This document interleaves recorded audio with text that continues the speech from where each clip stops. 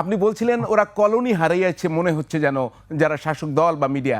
তো কি শিখবে? আর কলোনি কোনটা? ওরা কলোনি ভাবে কেন বাংলাদেশকে? আপনিই বলুন। এটা তো আমার চেয়ে আপনি বরঞ্চ দিল্লিতে যিনি আছেন আপনারা যাকে এতদিন প্রধানমন্ত্রীত্বে রেখেছিলেন তিনি বেটার বলতে পারবেন। তিনি বলেছিলেন না, ভারতকে আমি যা দিয়েছি ভারত কখনো ভুলবে না। তো এটা তো আসলে একটা, আমি জানি না এই কথার কি ব্যাখ্যা হতে পারে। সম্ভবত সেই কারণে। এছাড়া আদানির যে প্রকল্প সেটা নিয়ে কথা হতে পারে। এবং আপনি জানেন নিশ্চয়ই ভাই যে আদানির বিরুদ্ধে কিন্তু শুধুমাত্র বাংলাদেশের মানুষ কথা বলছেন, ব্যাপারটা এরকম নয়।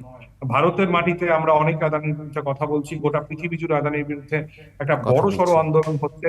প্রবলেমটা আসলে ভারত বোধহয় নিজেকে ইসরায়েল অফ সাউথ এশিয়া হিসেবে ভাবতে চাইছে। মাঠের অলরাউন্ডার আমি, আর ঘরের অলরাউন্ডার টাইলক্স।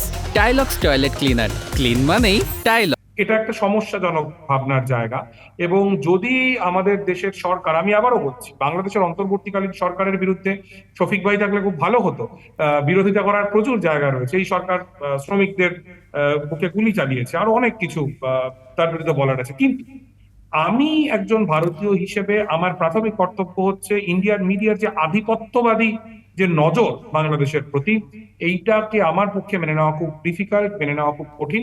এবং বিক্রম মিস্ত্রি যে মন্তব্যটা করেছিলেন, তিনি বলছিলেন, সেই মন্তব্যটা আমার কাছে কিন্তু খুব পজিটিভ মন্তব্য।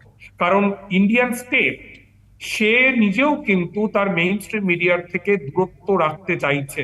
এটা আমার কাছে অত্যন্ত পজিটিভ একটা জায়গা। এবং আমার মনে হয় যে ইন্ডিয়ান মিডিয়ার উচিত ইন্ডিয়ান স্টেটকে অস্বস্তির মধ্যে না ফেলা।